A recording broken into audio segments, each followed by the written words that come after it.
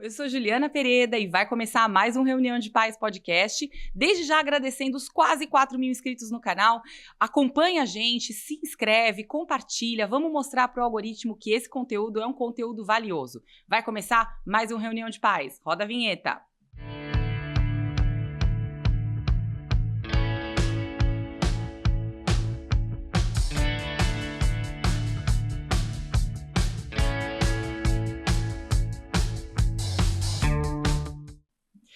Muito bom. O convidado dessa semana é Paulo Mafra, que é cristão católico, esposo da Geise e pai do Paulo Estevão, que está chegando já. O Paulo é biomédico e terapeuta e hoje atua somente como terapeuta de casais após uma restauração do seu próprio casamento e com mais de 300 casamentos restaurados no currículo e mais de 24.000 seguidores no seu perfil do Instagram. Hoje, ele nos presenteará com seu testemunho, além de defender o casamento perante Deus e para o bem da sociedade. Paulo, muito bem-vindo ao Reunião de Pais. Pessoal, eu agradeço muito pela oportunidade, por estarmos aqui para trazer essa conversa agradável, essa conversa boa, né? Sobre o que é realmente um casamento, como funciona um processo de restauração, como aconteceu o meu processo de restauração e também sobre a minha conversão, né, ao catolicismo, que foi uma graça. Eu digo isso e não nego. Então, Né? eu acho que nada mais justo do que a gente começar por esse seu relato, esse seu testemunho, né? Porque hoje, se você atua como terapeuta de casais e conta, né, abertamente nas suas redes sociais que você passou por esse processo, eu acho que valeria a pena você contar pra gente o que foi essa crise no seu casamento, que te levou a essa restauração e o que veio antes, né? A crise no casamento ou o seu processo de conversão. Divide com a gente esse testemunho, Paulo. Perfeito. Eu sempre... Foi um processo, como eu sempre falo para todas as pessoas, o meu processo de conversão foi um processo longo, né? Uns 5 anos aí, né?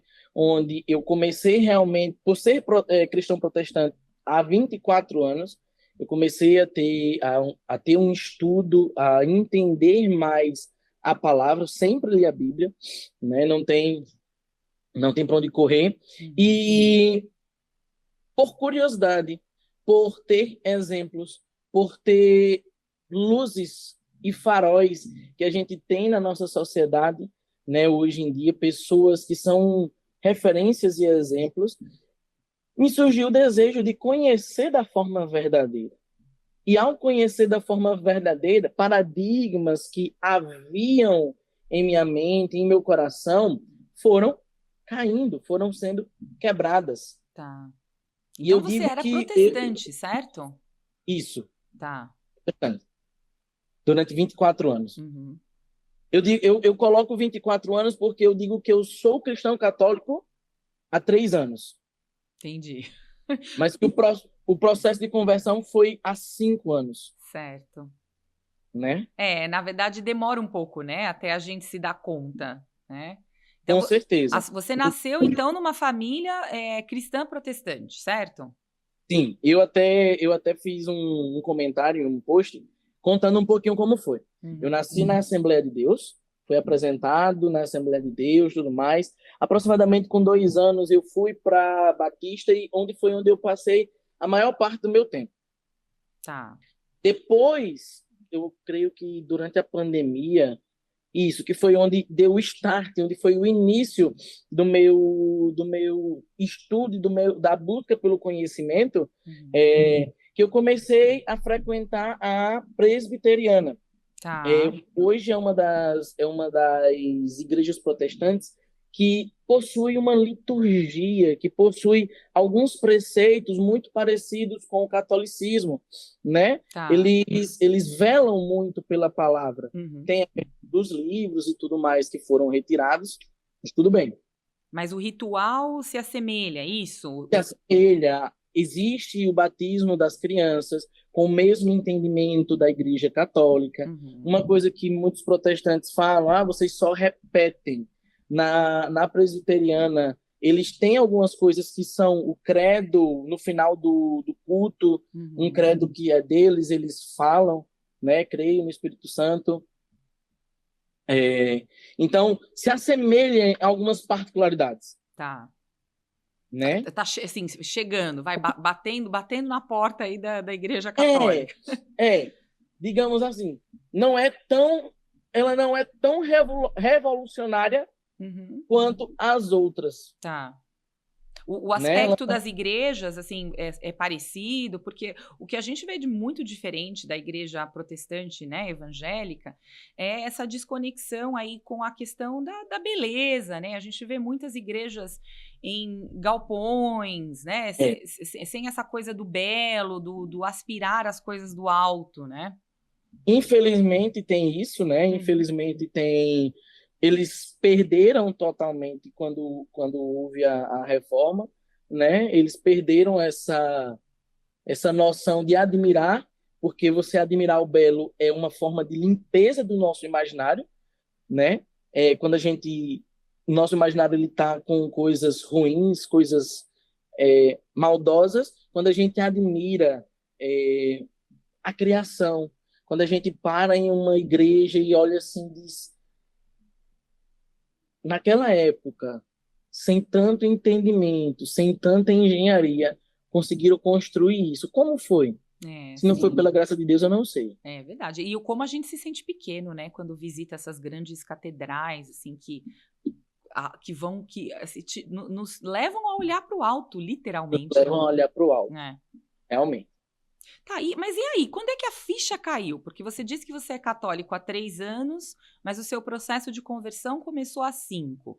Quando é que foi que a ficha caiu? Porque, assim, eu me lembro agora, você falando, que tem um influenciador católico muito conhecido no meio, que é o Eduardo Faria. Não sei, você já deve ter ouvido falar Professor dele, Farias, né? O professor Eduardo, que ele era da igreja presbiteriana. presbiteriana, Era justamente. presbiteriana, É, isso. e que ele se deu conta quando ele foi questionado por uma questão do batismo, enfim, ele conta toda essa história, né? Quando é que foi que a sua ficha caiu? Aí é onde a gente entra. A minha ficha caiu realmente quando houve a restauração do meu casamento, Tá. certo? Uhum. É, existem diversas formas de conversão. Existe a forma de conversão, por exemplo, como a do professor Eduardo Faria. Ele foi questionado sobre algo, ele refletiu e aí ele começou a aprofundar-se. Não é Uhum. isso? Existe quando Deus realmente toca naquela pessoa, Sim. e a minha foi nesse sentido do professor. No sentido da razão, do Da estudo. razão, da razão. De entender o que estava acontecendo, de realmente buscar e ver assim, poxa, não faz sentido. Uhum. Não faz sentido. E assim, é um calcanhar de Aquiles que eu tenho muito com pacientes que são protestantes. Porque o que, que acontece muito? A gente tem, eu falo, e eu até falo isso, ó, me perdoe, mas vocês precisam entender o quê? Na Igreja Católica existe um entendimento mais profundo do que é um casamento, do Uhum. que é um matrimônio. Sim. Porque não é só um ato bonito, festa e tal. Não, é um sacramento. Certo. É algo que a gente recebe, Uhum. né? Já na igreja protestante, não. O que mais a gente vê, e eu falo isso com muito amor no coração, aos amigos protestantes, às pessoas que vão ouvir que são protestantes, né? Claro. O que eu vejo muito é o quê? Ah, minha esposa me traiu, meu esposo me traiu, eu posso me separar e eu posso casar de novo. Certo. É muito natural isso na igreja protestante. Infelizmente. E Uhum. infelizmente eles usam a própria Bíblia para desvirtuar isso. Tem protestantes que têm entendimento dessa situação e querem lutar independente do que aconteceu, Uhum. certo? Mas uma grande parte pensa nisso. Ah, mas eu não posso ser feliz de novo, ele que me traiu, ela que me traiu, Deus não quer ver minha infelicidade, Uhum. Entendi. né?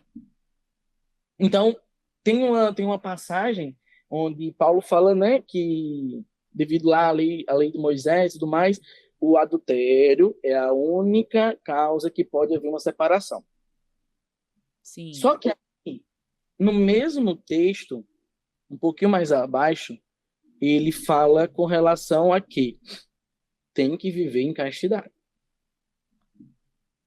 Perdão, castidade não, abstenção, Uhum. né? Não pode se envolver com outro homem, nem tampouco com outra mulher. Porque senão você vai estar fazendo aquela pessoa pecar. Sim. Porque por mais que você tenha se separado, você mantém algo com aquela pessoa. Você mantém o casamento. Você já tem uma aliança ali, né? Assim, Já tem uma aliança. E o que eu enxergo muito, assim, né, da minha visão, é que o Antigo Testamento tem uma visão sobre o casamento, né, que é muito diferente, que ela é totalmente reformulada à luz do Novo Testamento. Do Novo Testamento. Né? Quando Cristo vem, ele mesmo, né, profere né? Então, ele ressignifica o casamento e o eleva a um patamar sacramental, que é o que a Igreja Católica considera, né? Isso. Então, isso faz muita diferença, certo? Então, assim, se a gente vai seguir a Bíblia, não se deve haver segundos casamentos. Uhum. Ou não se deve interpretar a Bíblia de acordo com a sua vontade, né? Com aquilo que você deseja, né? Enquanto homem e mulher. Claro. Tá. E qual foi a crise no seu casamento que gerou a restauração e que, na sequência, te levou à conversão à Igreja Católica? Perfeito. Vocês lembram que eu falei que há 5 anos eu estudava? Certo. Então, eu não sou terapeuta de casais de hoje, de 2 anos atrás. Eu tenho um arcabouço de 5 anos atrás, que foi através quando eu conheci, vou até falar logo, o Jorge, o Dr. Jorge. Dr. Jorge Rodrigues. Todos os cursos dele. E vocês lembram que eu falei? Um farol. Sim. Então, além de estudar sobre casamentos, após ver nele um farol, ver nele uma referência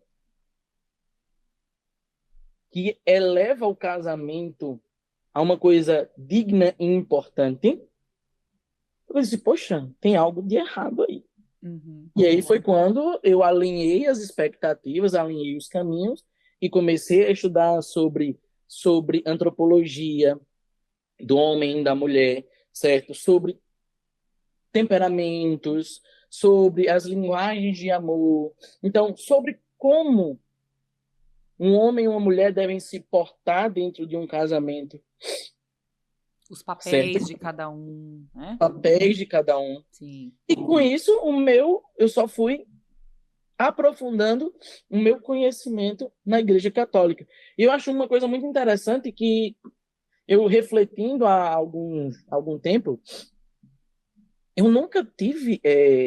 minha família em si toda é católica. Tá. Meus pais são protestantes. E eles continuam protestantes? Sim. Mas eu nunca tive uma aversão, nunca tive uma repulsa, como muitos têm. Nunca critiquei. E nunca me peguei comentando, como a gente, antes de começar aqui, a gente estava comentando. Nunca me peguei comentando em, vocês não vão para o céu. Uhum. Então, eu acho que o meu coração, ele era católico. Sim.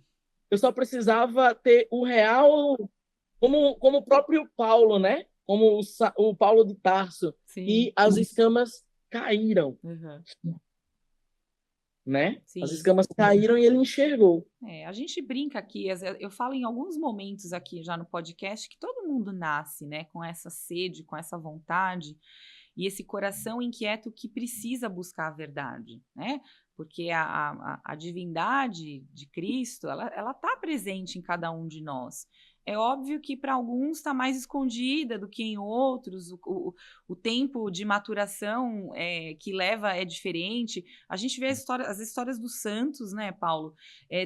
Os próprios apóstolos, como foram pessoas que falharam, que abandonaram Cristo e que precisaram de várias, reiteradas vezes, né, de que Cristo mostrasse para eles, né, quem ele realmente era. Então, quem somos nós, né? Mas essa centelha divina tá presente em cada um de nós, o coração de cada um, né? Essa busca, a vontade da busca pela verdade, né? Até porque o que é que a gente crê, né? Geise está num processo de gestação, então, se ele foi gerado no céu, ele tem a essência do céu, ele tem essa sementinha no coração. Sim. Independente se a gente fosse de qualquer outra religião, ele nasce. O que é gerado no céu, nasce com a essência do céu. Uhum. Não tem pra onde a gente correr isso. Sim. Né? É isso. E aí, nesse processo de restauração, você decidiu se casar na Igreja Católica, né? Vocês decidiram se casar.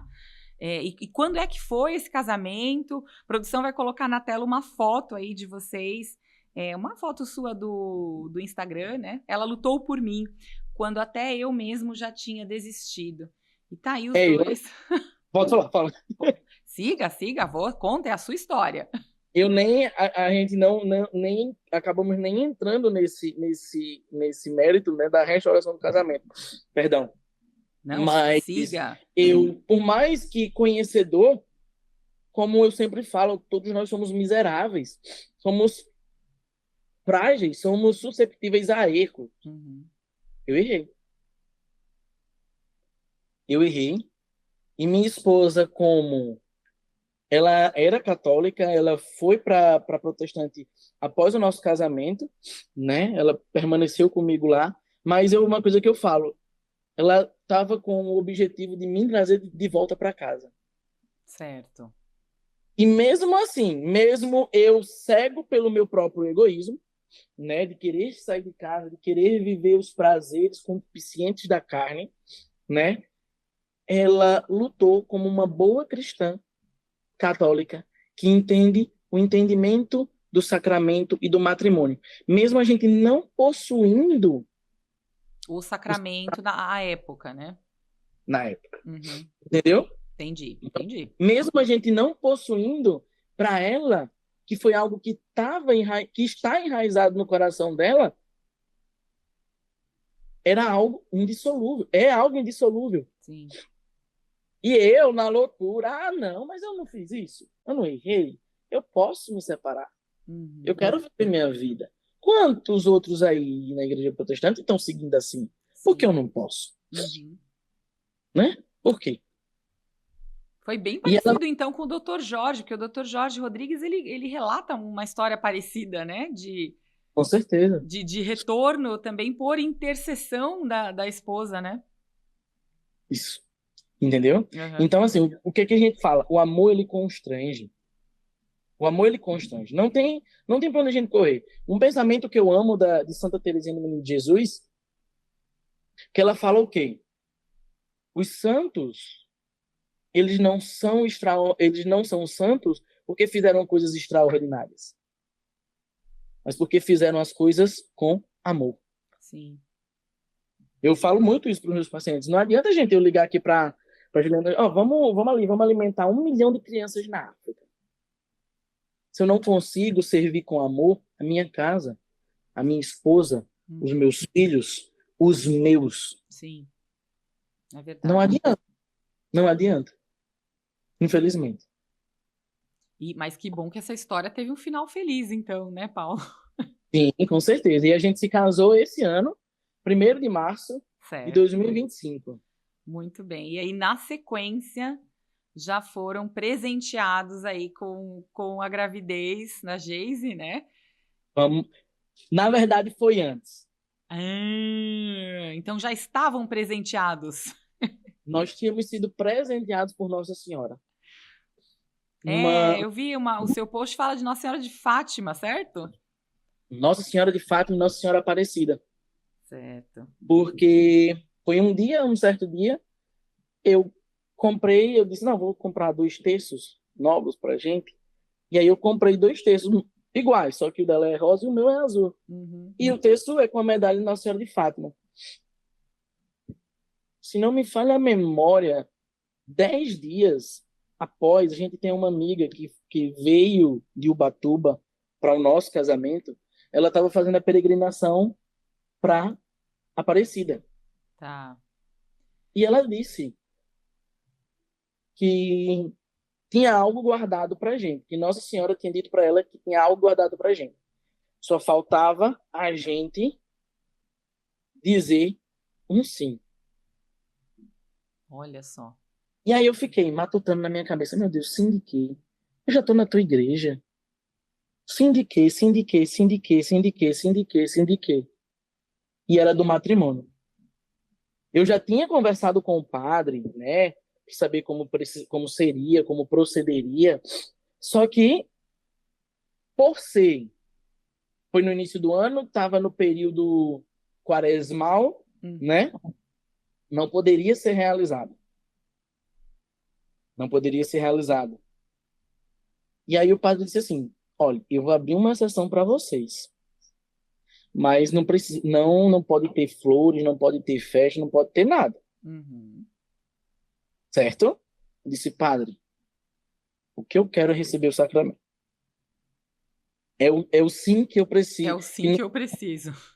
é o sim que nós precisamos. Sim. Então, dia 1º de março, antes de iniciar o período da quaresma, né? A gente se casou. Muito bom. Olha que bela história, né? Com intercessão. E essa amiga de vocês, ela foi longe, né? Porque vocês moram no Nordeste, certo? Alagoas, Delmiro Gouveia. Então, olha só, a amiga que veio de Ubatuba, ela percorreu aí um bom caminho. E foi uma amiga que a gente conheceu na mentoria do Jorge, Tá. né? Na mentoria do Jorge, que ultrapassou, a gente fala amiga, né? Mas ultrapassou esse selo de amizade. Ultrapassou. É uma irmã de vocês agora, né? Que Pois é. lindo, que linda história. Agora, bom, tendo compartilhado, né, essa sua história aí, esse seu testemunho, de que forma você pode resumir, Paulo, a importância do casamento na nossa sociedade e também perante Deus, assim, agora com essa visão católica do casamento, né? Qual a importância do casamento? E aí, obviamente, por consequência da família, né? Porque você vê, a gente está aqui no podcast da família, num esforço para contar para as famílias da importância delas na sociedade, enfim. Só que existe uma função meio que divina para a família, né? Uma missão. Ao seu ver, qual é essa missão do casamento, como sacramento, e da família para a saúde da nossa sociedade? A gente não precisa nem nos aprofundar, mas a gente vê como a nossa sociedade está hoje. O meio de perdição que a sociedade está. Isso é devido ao quê? A uma ruptura nas famílias, né? Sim. Tem pessoas que, mesmo casados, estão separados. Mas uma coisa que eu falo é que, depois da igreja, a família é a instituição mais importante para Deus. Sim, Porque é com ela que a gente consegue desenvolver, né, homens e mulheres que têm esse mesmo valor. Não tem para onde a gente correr. Imagina. O que foi que Deus, lá no início, ele fez? Adão e Eva para desenvolverem o quê? Uma família. sim. A família tá lá desde os primórdios. Ela foi concebida por Deus, né? Foi concebida por Deus. Entendeu? E a gente vê quantas outras famílias no Antigo Testamento, no Novo Testamento. E a gente vê, a gente consegue, quando a gente lê a Bíblia seriamente, a importância da família. É uma instituição que vai acima de qualquer outra instituição secular. E é uma das instituições que é mais atacada. Então, Por que será que é mais atacada? Porque quem é que prega a seriedade da família? É a igreja. Então, por que a família é atacada? Né? Sim, a gente vê, bom, a gente sabe que esse mundo jaz no maligno, né? A gente tem aqui uma série de influências que são negativas que fazem de tudo para afastar as pessoas, criar inimizades, né? É, e a gente percebe que assim, acaba virando meio que uma batalha espiritual mesmo, né? Com Do certeza. bem contra o mal, a gente sente isso, né? Ainda mais as pessoas que botam a cara à frente para defender, a gente percebe que é uma batalha espiritual muito grande, né? A gente tem a mídia, a indústria do entretenimento, mostrando para as pessoas que tudo bem você se preocupar em si mesmo em primeiro lugar, né? Coloque você acima de tudo, seja feliz, né? Busque o prazer, fuja da dor, tudo isso vai contra o que significa família, né? Que é E, o serviço, o amor que isso. constrange, que você mesmo disse, a doação, né? E eu digo assim, que a família é o meio de santificação mais ferrenho para a gente.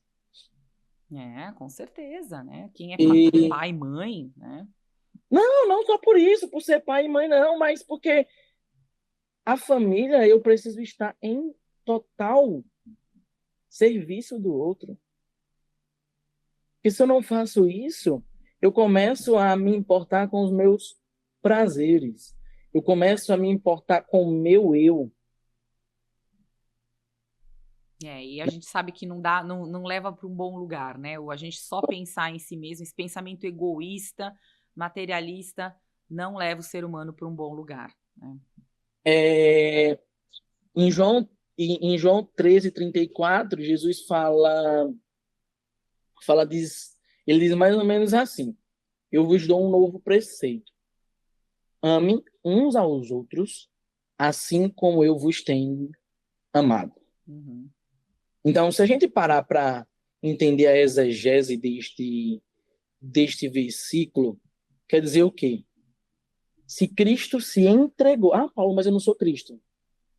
Mas se a gente é cristão, o que significa ser cristão? Seguir os passos de Cristo. Sim, Então, se Cristo mandou, né?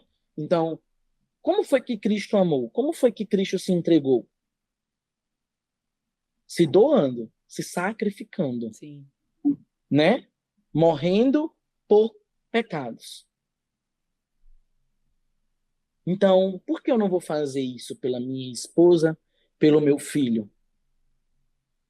Uma coisa que eu gosto muito é, é um vídeo que tem do Ítalo Marcilli, falando sobre amor incondicional.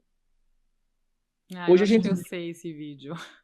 hoje a gente vive numa sociedade que o quê? A mãe, o pai, para se ver livre, para descansar 2 minutos da criança, pega e dá um celular na mão da criança. Para a criança ficar lá, assistindo, assistindo, assistindo vídeo e tudo mais, e os pais são bem bom.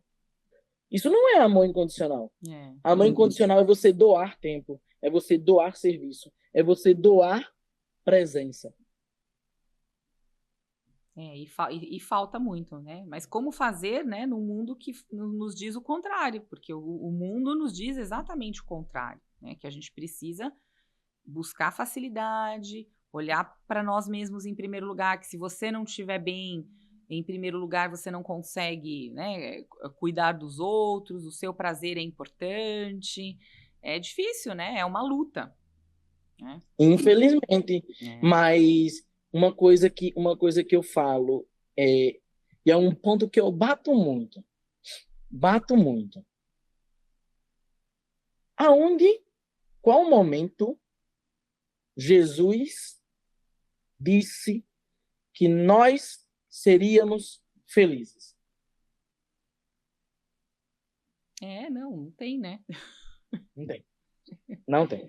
Não tem, então, Ele diz o quê? O que é que ele disse? No mundo tereis aflições, mas tem de bom ânimo, porque eu venci o mundo. Exatamente. Então, aqui é uma constante forja para alcançarmos a santidade, para levarmos os nossos para os céus. Ah, Paulo, mas a salvação ela é individual. Beleza, a salvação é individual. Mas se eu não for um bom pai, qual é o exemplo que o meu filho vai ter? Se eu não for um bom marido, qual é o exemplo que a minha esposa vai ter? Sim. Nenhum. É. E aí, diante disso que você está falando, né, do amor como sacrifício, né, do entendimento do casamento sob uma ótica católica, você atende, né, em clínica os seus pacientes, né? E os seus pacientes, eles não necessariamente são católicos, você disse, né? Você tem pacientes variados. É, da sua experiência, né, clínica, o que que você percebe, assim, quais são os maiores erros, quais são as ciladas aonde caem os casais e que você procura auxiliar, assim, estatisticamente? A maior parte se começa com essa ruptura que está na nossa sociedade.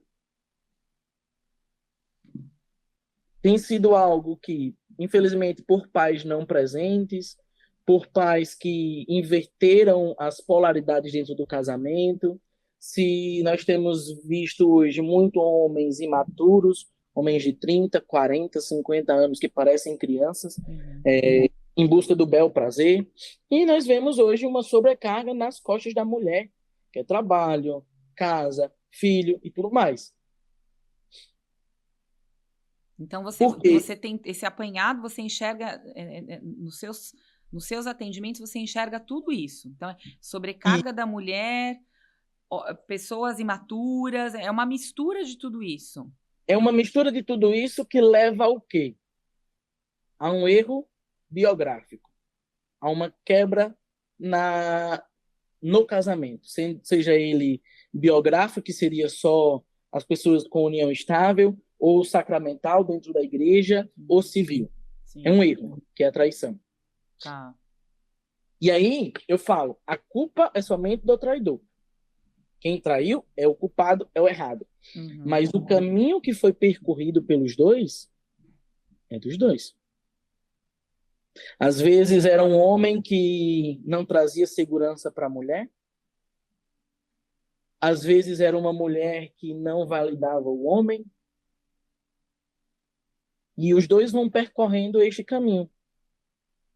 E quando a gente entra nesse âmbito de traição, vem uma questão antropológica, perdão, que é a questão do VSM. Hoje em dia é valor sexual de mercado. Sim. Já ouvi Né? falar nessa expressão aí. O que é que acontece? O homem, ele se sente inferior à mulher, em algum sentido, ou é a mulher que trabalha, que sustenta a casa, que mete o pé e vai, né? E ele se sente inferior. O que é que ele vai fazer? Ele vai tentar atingir essa mulher. E qual é a melhor forma de atingir essa mulher? Através da traição. Tá. Aí quando trai com uma mulher inferior à sua esposa. Inferior afetivamente, inferior intelectualmente, inferior em todos os sentidos. Tá. Né? Mas isso também acontece do outro lado? Sim. Quando acontece da parte da mulher, é o inverso. Porque a mulher... Lembra quando a gente começou falando sobre a sementinha que vem do céu, a essência do céu? Sim.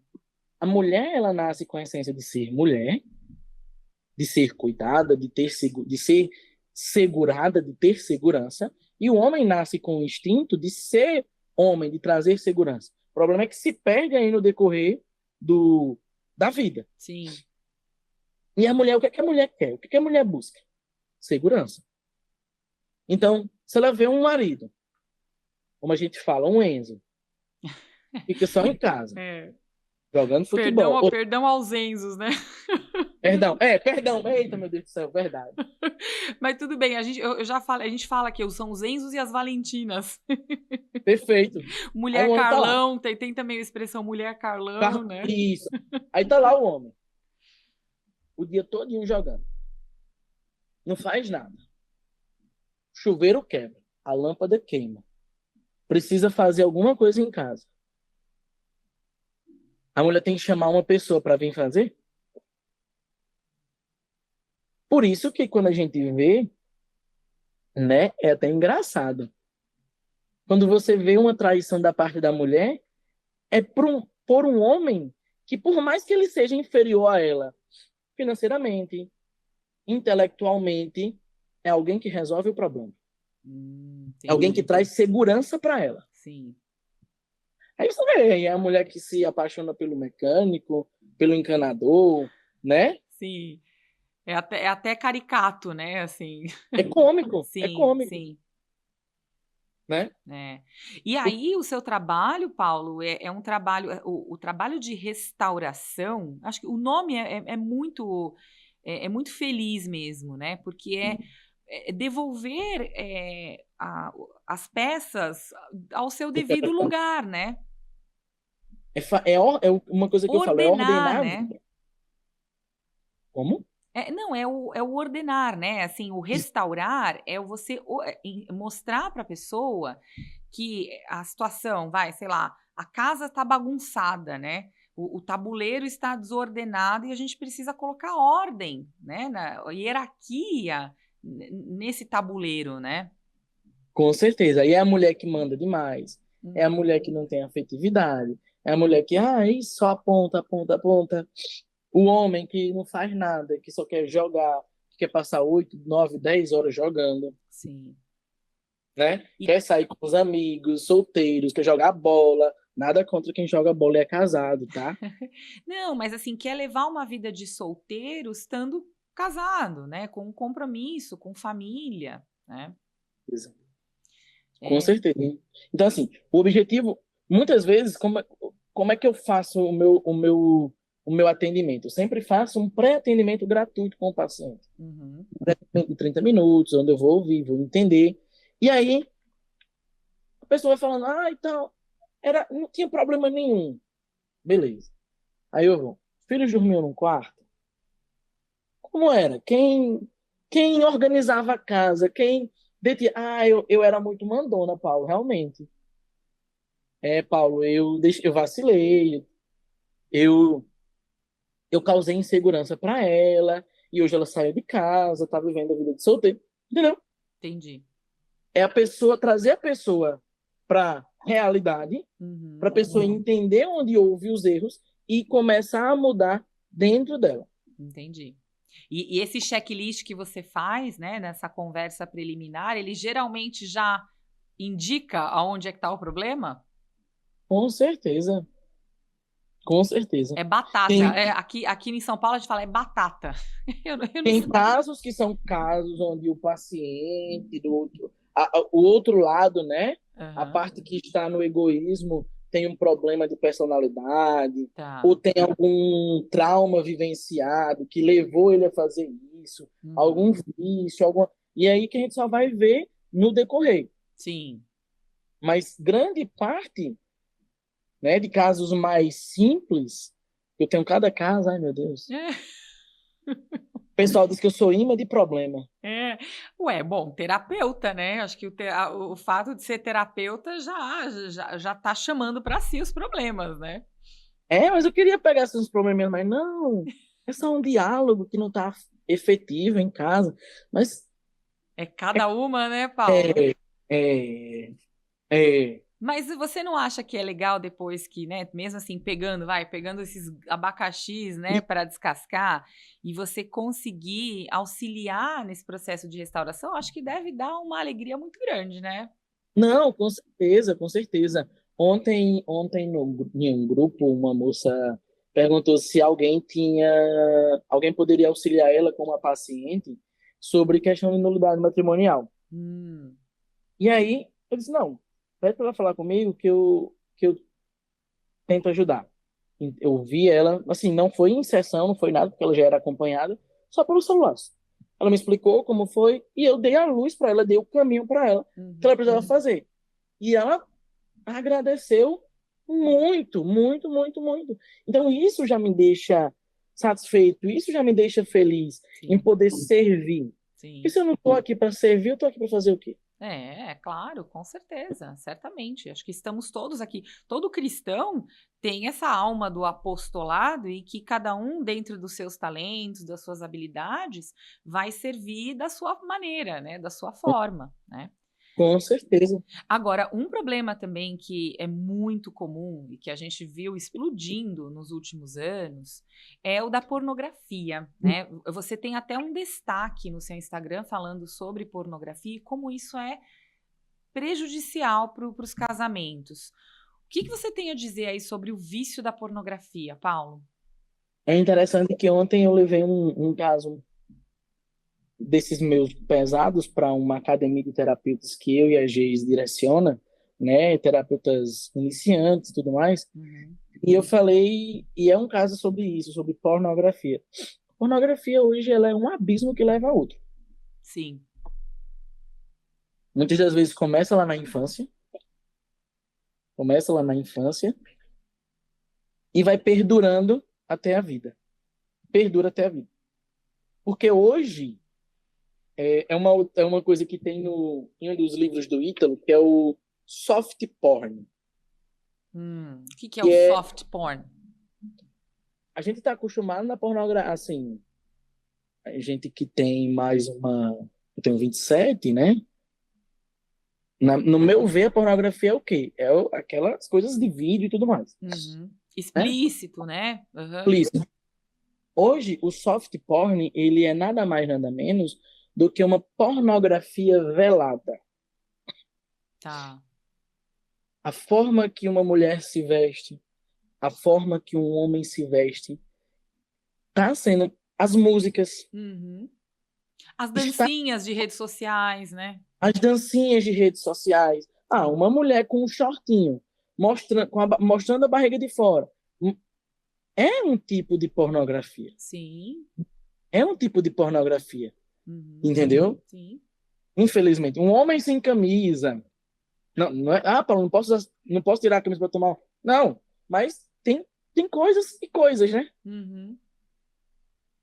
Então... e a intenção também, né? A gente percebe que, às vezes, nas redes sociais, as pessoas usam muito rede social para praticar mesmo isso, porque você incita, e é claro que você sabe que você incita, né? Dependendo de uma roupa que você usa, uma pose que você faz, né? Isso. Perfeito. Então, chega um absurdo. Recentemente a gente está vivendo essa crise aí do bebê reborn, né? Que isso aí daria tema até para um outro podcast, né? Essa coisa de substituir um ser humano por um boneco, ser humano por né? algo. Mas assim, de mulheres simulando a amamentação em bebê reborn e utilizando isso como material pornográfico também. Olha só. E olha, fiquem abismados. Depois eu vou procurar e eu vou mandar para você no teu privado. Hoje em dia, quem mais consome pornografia é mulher. Não, eu não duvido mesmo. É mulher. Entendeu? O que é que acontece? A mulher, ela tem um autocontrole, ela consegue se controlar, ela consegue disfarçar. O homem não. O homem despiroca logo. Entendeu? O homem fica loucão. Sim, porque, não disfarça, né? Isso, é um abismo que leva a outro. É um abismo que leva a outro. Então, o cara lá, o que acontece com a pornografia? Né? Eu vou falar o que um paciente falou. O céu é o limite. Então, sai de uma pornografia X, vai para uma pornografia Y, depois para uma pornografia Z, depois uma pornografia A, B, e só aprofundando. Só afundando, né? Só afundando. E o que acontece, né, com a pornografia? A gente está acostumado aos relacionamentos, eles trazerem um prazer dopaminérgico, que satisfaz o homem, satisfaz a mulher. O prazer comum, no ato comum de um casal. Né? Sim. E a pornografia faz o quê? Se o teu prazer é 5, a pornografia te faz elevar o teu prazer para 7. Beleza. Pornografia Y. aquilo ali já não está mais te satisfazendo. A relação com a sua esposa já não está boa. Uhum. Já não lhe dá prazer. Você vai buscar algo para suprir esse prazer dopaminérgico 7. Aí vai para 8, 9, 10, 11 e assim vai. É como se fosse, eu digo assim, É como se pior do que fosse droga, né? não é uma droga, é pior do Sim, que uma é droga. como se fosse uma droga. E É isso te pior do que uma droga. dessensibiliza no final das contas, porque, né, vai te tirando da realidade mesmo, né? Com certeza. Não tem para onde correr. Uhum, Entendeu? A droga ela lhe deixa sujo, lhe deixa, né? Mas é algo que está te afetando unicamente. uhum, Afeta a família em si, os pais, a esposa que fica triste e tudo mais, uhum. mas a pornografia ela vai afetar o seio da família. Eu não sei se eu posso falar aqui, né? Mas por isso que se tem muita questão. Ah, só pode dar banho na menina, no menino a mãe. Hum, Por causa disso. Entendeu? entendi. Essas coisas animalescas. Aí você vê, um pai ou uma mãe não pode ter contato com o filho porque tem um problema na cabecinha. É, Isso. é muito triste mesmo. Aí você vê que influencia a família. Uhum, Não vai vai influenciar diretamente a família. sim.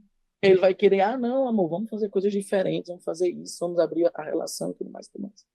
Não, e aí vai para esse monte de, assim, a opção absurda que a gente vê e que, assim, é normalizado na mídia, né? A gente vê, assim, algumas questões de casamento fluido, aberto e que é Liberar, liberado, né? E fica, assim, normaliza isso a um ponto de que, assim, nossa, se você não é assim, você tá fora, né? Você é careta, você não faz parte desse universo, né, moderno, né, dessa nova forma de viver a vida, né? infelizmente. E É. aí você vê, né? É algo que você vê. A droga, ela afeta unicamente aquele ser humano, afeta a família, porque está sem a presença dele e tudo mais, Uhum. né? Mas a pornografia, ela é uma droga que afeta diretamente a conjuntura familiar. Sim, é mais um ataque, mais um ataque à família.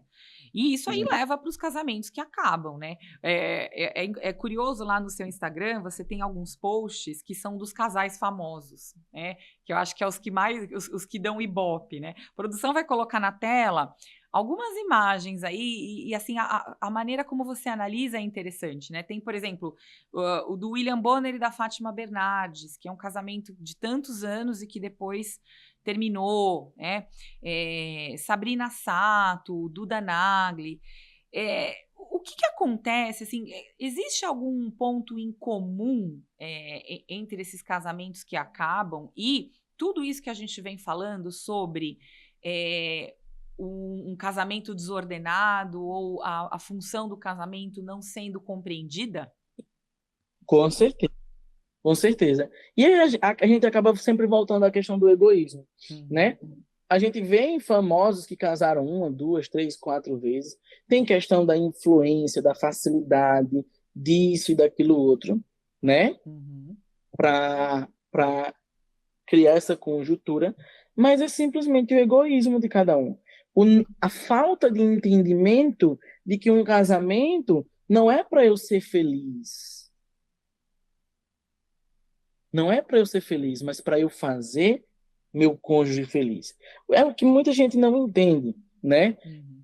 Ah, Paulo, então eu vou viver infeliz pro resto da vida? Não, você só está sendo egoísta que você quer a sua felicidade momentânea naquele bel prazer, Sim. naquele momento exato. Mas, poxa, preste atenção.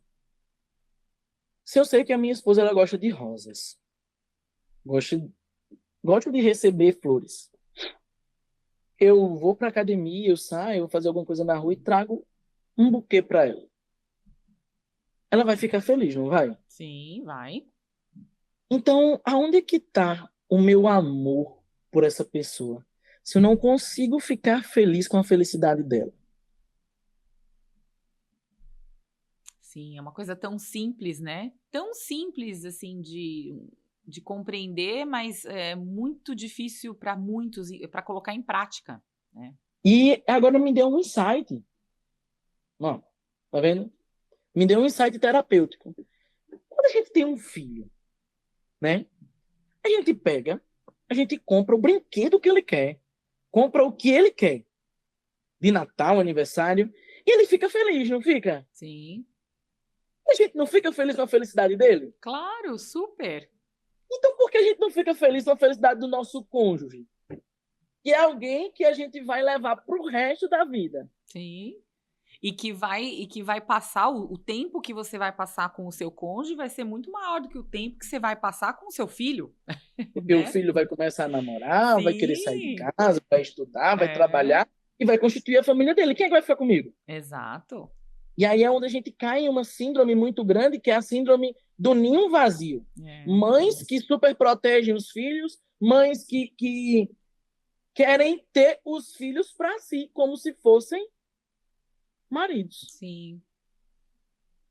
É como se fosse aquele. Tem um desenhinho da Disney que é o Bao, que a mãe. O filho é um bolinho. É uma imagem muito interessante, porque no final das contas ela fica tão revoltada que o filho tá crescendo e saindo de casa que ela pega e engole o bolinho, né? Que assim é como se ela quisesse. É meu. É meu, né? Não é do mundo. Então, isso também é uma disfunção. A maneira como os pais enxergam os filhos e colocam eles em posições de importância e de hierarquia na família que são erradas, né? Com Quantas certeza. mulheres deixam, às vezes, o marido de lado e só olham para os filhos, e aí, quando vem o ninho vazio, acaba um casamento, por exemplo, Infelizmente. né? Depois de Infelizmente. anos, inclusive, muitos anos de casamento, né? É uma também, é uma ruptura no casamento, É. onde a mulher olha só para o filho, ah, mas ele precisa e tudo mais. Certo, mas um dia ele vai sair, um dia ela vai sair. Uhum. Quem vai ficar é ele. Sim. E aí, Como. aí começa a dar essa atenção, o marido se sente desvalorizado. Porque eu falo que o quê? O homem, ele não precisa de muita coisa. O homem, ele é como se fosse uma... Perdão. O homem é como se fosse uma cadeira, um banco de 3 pernas, certo? E esse banco se chama respeito. E cada perninha desse banco tem um nome. Um é fidelidade, validação e relação, né? Intimidade do casal. Sim. Se uma dessas perninhas se quebra, não tem como eu nem equilibrar só em 2 pernas um banco, Uhum. né? Sim. E aí já começa a vir os outros problemas, que muitas das vezes, em grande parte das vezes, é a questão da traição, Exato, exato. É. né? Agora, e o banquinho da mulher, hein? Tem mais perna, não? Pô, não, a mulher Não é um banquinho, não é um é banquinho, uma centopeia. é um banco de igreja com um monte de pé. Exato. E como é importante entender, né, essa diferença que é tão básica, né, e que as pessoas querem tanto destruir, né, colocar em pé de igualdade, diferenças que são tão gritantes, né, entre masculino, feminino, né, o homem e a mulher, né? O homem não quer que a mulher chegue para ele, dê flores, dê uma caixa de bombom. O homem ele quer chegar em casa, ter comida pronta, ter uma mulher que ame ele, ter Sim. uma mulher que admire ele como homem. Uhum. Já a mulher não. A mulher tem toda essa questão da feminilidade, de ser cuidada, de ser acariciada, de Uhum. ser. Então, a mulher ela é muito mais complexa do que o homem. Sim. É isso. Agora, você e Geise, vocês atuam como terapeutas de forma conjunta, né? Eu fiquei com essa dúvida. Como é que fica essa divisão dos tratamentos que vocês fazem, dos acompanhamentos? Geise fica com as mulheres, você fica com os homens. Como é que funciona essa dinâmica aí do tratamento de vocês, o método Na, ver- terapêutico?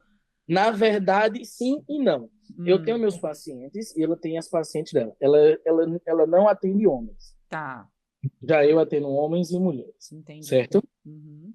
Mas em grande parte das vezes é um insight que a gente utiliza, que é o quê? Eu estou aqui acompanhando a Maria.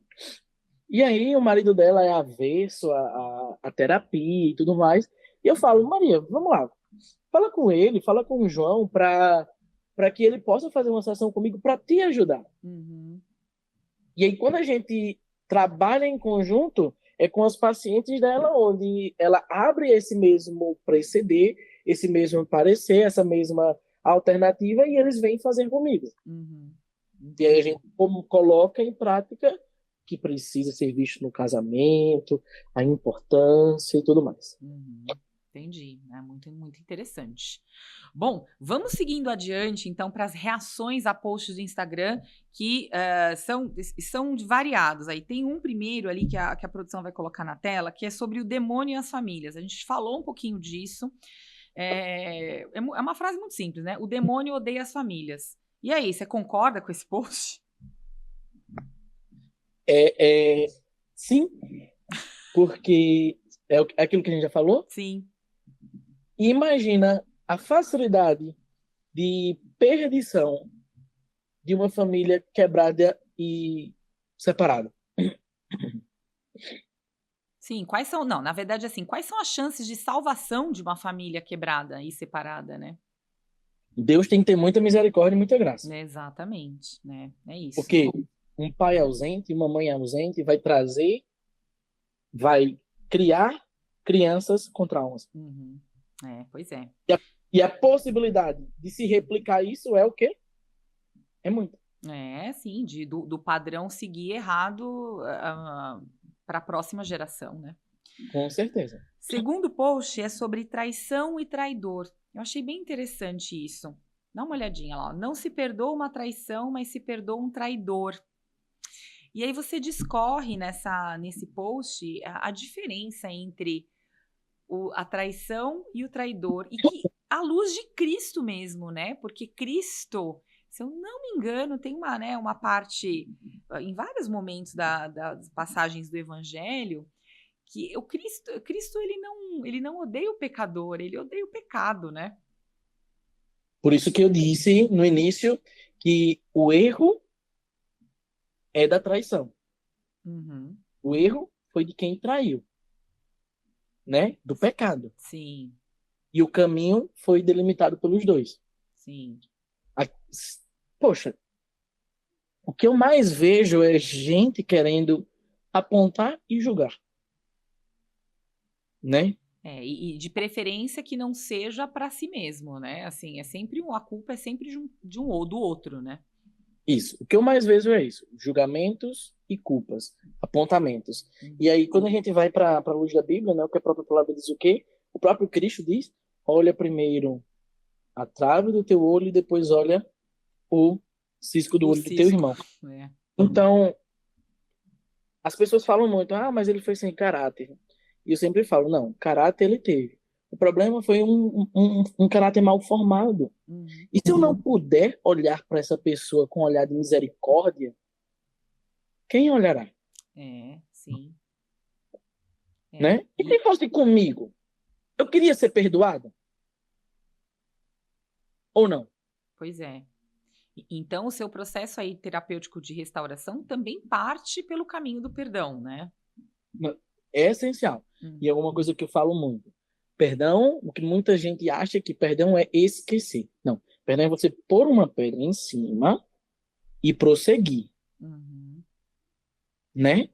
O que acontece muito, que eu vejo muito, a mulher, por ela ser muito sensível, ela quer entender o porquê aconteceu, quando aconteceu, como aconteceu, e tudo mais, e tudo mais. Só que eu falo, isso só vai machucar mais vocês. Uhum. Né? E colocar uma pedra em cima significa colocar uma pedra em cima, né? Não ficar remoendo, né? Voltando. E cavucando, né? Perfeito. Ok, o último post é um vídeo do Paulo que fala sobre o divórcio e como o divórcio é lucrativo para o nosso mundo moderno. Dá uma olhada. As pessoas têm lucrado com o pecado e a destruição das famílias, e talvez você nem tenha percebido. Existe uma indústria que se alimenta da sua dor e que transforma a crise do seu casamento em entretenimento. Pesquisas nos mostram que o Brasil é o segundo país com mais número de divórcios no mundo. A cada 3 casamentos, um acaba em separação. E se não bastasse, estão lucrando com a sua dor. Esses testes de fidelidade não têm nada de engraçado. Eles destroem a família e alimentam a desconfiança e te fazem esquecer que o casamento é uma aliança sagrada. Essa é uma das maiores armadilhas do diabo. Ele não só apenas incentiva a traição, mas lucra com a divisão dos lares. O que este mundo não te ensina é que a restauração é possível. O diabo quer que você acredite que a traição é o fim e que a única solução é o divórcio. Mas Deus não pensa assim. Eu sei que talvez você esteja ferida, magoada, cansada, mas ainda assim acredita na restauração do seu casamento. E eu posso te ajudar. Me chama no direct com a palavra restauração e eu te mostrarei um caminho para seguir. E aí, hein? Que lance é esse, o do divórcio, como sendo lucrativo? Como vocês viram, né? O Brasil hoje é o segundo lugar de país com mais divórcios, né? Então imagine, a gente gasta para casar, a gente também gasta para se separar. E se a gente for pensar em gastos financeiros, né? Tem separação de casa, de bem, etc, etc, etc. E se a gente for parar para pensar também nos gastos de presença, nos gastos intelectuais, nos gastos de falta que vai haver, são coisas impagáveis. Sim. Né? Sim. Filho sem a mãe, filho sem o pai, sem a presença, com uma família quebrada, né? Uma grande ruptura no meio. E quando acontece com um casal famoso, é aquela espetacularização, né? Como a gente acompanhou recentemente com aquele caso da Virgínia e do Zé Felipe, né? Assim... Certeza. Ou Sandy com o marido dela, assim, tudo vira um espetáculo, né? As pessoas, elas espetacularizam também tudo, e isso também vende, né? Claro, porque vê o quanto, nesse último caso, vê o quanto subiu visualizações, um nome foi citado. Sim. É uma então, tristeza, assim, né? Você ganhar em cima disso, né? Lucrar em cima disso. Lucrar em cima de algo que é tão sagrado. Exatamente. Fica aí essa reflexão aí sobre também essas questões, né? Do divórcio e o porquê, né? Que o divórcio pode ser tão lucrativo e por que o inferno se alegra tanto, né? Com a quantidade de divórcios que rolam por aí. Agora, da parte de dica cultural, uma das suas dicas é um livro que eu também li, então eu vou mostrar ele aqui na tela, a produção vai colocar no GC, que é um livro do Ítalo Marcilli, que se chama Terapia de Guerrilha, e eu acho muito legal o subtítulo dele, né? Trabalhe, sirva, seja forte, não enche o saco. Eu li esse livro na pandemia, eu não sei quando é que foi que você leu esse livro, Paulo, mas ele é um tapa na cara, né, da gente. Também, eu li nesse período, foi. Uhum. Eu li em novembro de 2020, eu deixo sempre anotado quando eu leio. Não. Sei que o meu tá todo riscado. Sim, a gente rabisca e faz anotações, enfim. E aí, além do Terapia de Guerrilha, você também recomenda mais 2, que é um sobre temperamentos, que a produção vai colocar na tela, que é o Conhece-te a Ti Mesmo, que é de um padre, né? Padre Conrad Rock. Ok. E o outro que é A Conquista das Virtudes, do saudoso padre Francisco Faus. Que faleceu há pouco tempo. Que faleceu recentemente. E aí, assim, o que você tem a nos dizer rapidamente aí sobre o livro do Ítalo e sobre temperamentos e virtudes, ó? Aí é um desafio, hein? Falar rapidamente. Rapidamente. Vamos lá. Terapia de Guerrilha, eu parafraseio o que você falou. É um tapa na nossa cara. Nos faz entender, certo, que nós estamos neste mundo não para ser servidos, mas para servir ao nosso próximo. Sim. Porque se eu não servir ao meu próximo, o que é que eu estou fazendo aqui? Certo. Ninguém me deve nada, mas eu devo tudo e a todos. Uhum. Eu tenho que ter um farol na vida de cada pessoa. O dos temperamentos, eu sempre falo para os meus pacientes. Uma coisa que a gente acaba errando e falhando é que a gente se envolve e a gente casa muitas das vezes, né? Sem conhecer realmente a pessoa. Pois é. Porque a gente, primeiro, não se conhece. Uhum. Às vezes nós temos pessoas de temperamentos diferentes, uma pessoa é mais calada, e aí a outra é mais impulsiva, e aí quer falar com a pessoa, quer resolver o problema, só que aquela pessoa não vai. Então, a gente precisa primeiro nos conhecer para poder conhecer a outra pessoa. Pois é, Né? mas isso exige uma bela de uma formação que as pessoas às vezes não têm, né? Assim, e que elas vão adquirindo ao longo da vida também, de uma certa forma, né? Com certeza. Na prática, né? Como falta esse tipo de formação para os jovens, por exemplo, não é, Paulo? Para aprender um pouquinho sobre essa coisa do amor como serviço, saber identificar os temperamentos, né? No processo que se encontra um namorado, uma namorada, né? E, assim, e saber entender como lidar. É. Por exemplo, não vou mentir, eu sofri muito no meu casamento, no início, porque eu sou sanguíneo e minha esposa é melancólica. Uhum. Então, sanguíneo, por ser impulsivo, ele quer resolver tudo na hora. Já o melancólico, ele digere, ele pensa, ele reflete, para aí poder resolver. E aí eu queria, não, vamos resolver logo, vamos resolver logo. Sim. Né? É. Quando a gente entende isso, Aí, a gente né, aí parece que fica tudo mais fácil, não é?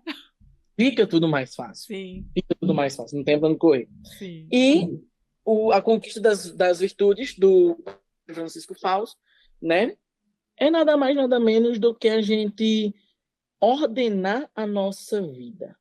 Porque a gente só consegue ordenar a nossa vida se a gente galgar e buscar as virtudes. Se a gente não busca... Qual é o oposto das virtudes? Os vícios que a gente acabou de falar, né? Os vícios. A gula, a preguiça, a luxúria, né? Luxúria, É só soberba, é só pensar assim, aquela cena dos 7 pecados capitais, né? Essa visão dos pecados capitais. A virtude é o antídoto, né? Para cada um dos vícios, né? Então a gente consegue... Isso é para você saber. Cada temperamento possui uma virtude e um vício em comum. Uhum. Né? Sim. Então, assim, quando a gente entende, quando a gente nos conhece, a gente luta contra os nossos vícios e a gente busca e almeja e galga as nossas virtudes. Sim. A gente busca e tenta ser um pouquinho melhor. Sim. Agora, não dá para trabalhar virtudes uma vez só. Isso aí é um trabalho de uma vida inteira. Até sim. É uma luta constante, diária, a começar pelo momento que você vai levantar cedo de manhã, né? Que é o que São José Maria Escrivá chama de minuto heróico, né? Isso. Não é? Começa por aí, né? Acabou-se. Acabou-se. É isso. É uma luta diária de conquista e de vencer os vícios. Meu filho, não é fácil não, né? Mas eu acho que no final das contas vale a pena. É como o padre Tiago, que esteve aqui já com a gente no podcast, ele fala assim... Eu vi. Você assistiu a entrevista com o padre Tiago Fragoso? Ele fala assim, né? É muito simples, né? Nessa vida a gente tem 3 missões, né? Que é um inferno a evitar, uma alma imortal para salvar, né? E o céu para ganhar. E aí tudo que a gente faz nesse período, né? Nessa jornada, é justamente para essas 3 missões, né? Então, as virtudes, a ordenação da vida, o buscar se mortificar, se santificar com as dificuldades, passa com essas 3 metas, né, em mente. E se na dúvida você tem dúvida alguma, é melhor viver assim do que a gente viver atolado na lama, atolado no vício, né? Com certeza. O caminho, né, ele é fácil, mas ele é árduo. É árduo. Exato. O objetivo a gente tem. Uhum. O objetivo a gente tem. Que é alcançar os céus. É isso. A nossa alma imortal. E evitar o inferno. É isso. Mas, filhão, batalhas de todos os dias. Não é algo complexo. mas a percorrer é difícil. É a mesma coisa de um casamento. Sim, O casamento é uma luta diária. sim. É uma luta diária contra os meus prazeres, é uma luta diária de eu tentar ser melhor para o próximo, é uma luta de... Então, assim, não é nada fácil. E uma batalha intransigente, que um não desiste do outro, né? Na qual um não desiste do outro de levar o outro para o céu, né? Com certeza. E eu tenho falado isso nas pessoas que vão se casar, né? A minha família, inclusive essa semana eu tenho um casamento e, assim, quando eu penso agora em casamento com um pensamento mais maduro, mais cristão, católico, é isso, né? É uma batalha na qual você não desiste do outro, né? E é uma boa analogia que se faz, né? Essa coisa da guerra, da batalha. E do ser farol. Sim. Se eu não for um farol para minha esposa, para o meu filho, Aí minha missão a missão não está completa, não tem missão, né? não tem missão. Muito bem, Paulo, a gente está caminhando para o nosso final. E nesse final, a gente faz a chamada oral, que é aquele momento papum, dá uma deixa e você preenche a frase da melhor maneira que você quiser, na forma que te inspirar no momento, tá bom? Vamos lá para a vinheta da chamada oral.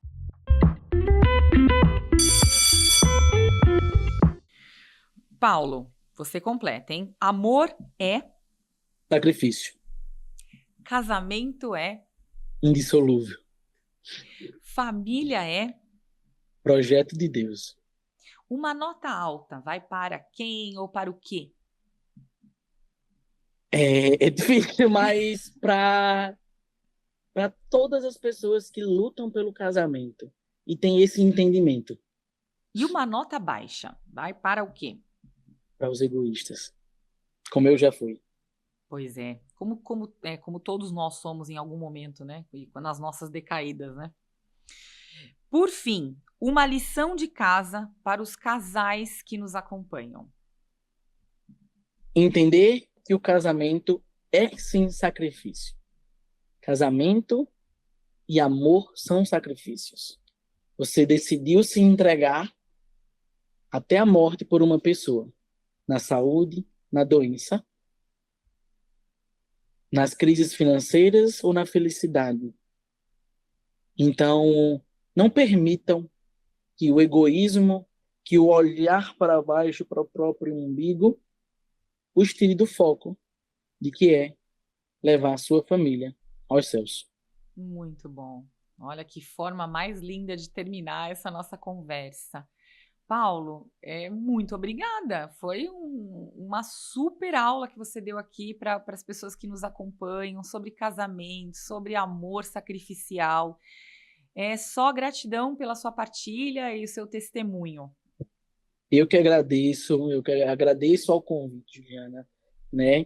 E o que precisarem, estou aqui, podem contar comigo sempre, certo? E realmente propagar, a verdade, porque, como na própria palavra diz, a verdade, ela liberta. A verdade, independente de onde ela esteja em um morro, ela continuará sendo a verdade. Ela estando no mais baixo abismo, ela continuará sendo a verdade. A verdade, ela não muda pelos nossos prazeres e nossas vontades. A verdade não está nem aí, né? Porque você está sentindo. Ela simplesmente é, né? Isso mesmo, ela é. É isso. Bom, para você que ficou interessado no trabalho do Paulo, também o da Geise, vai estar aí no GC, o Instagram do Paulo, não deixa de ir lá, visitar, conhecer o trabalho dele, segue ele lá nas redes sociais, ele é uma pessoa extremamente acessível, você consegue falar com eles. Olha, que Deus abençoe vocês, o seu casamento, que Amém. Paulo Estevão venha com muita saúde, venha para deixar a família mais feliz e completa. E muito, muito obrigada pela sua participação, Paulo. Só tenho a agradecer mais uma vez. E para você que nos acompanhou, não deixa de curtir, comentar, se inscrever no canal e mandar adiante essa mensagem que fala direto ao coração das famílias. Até a próxima!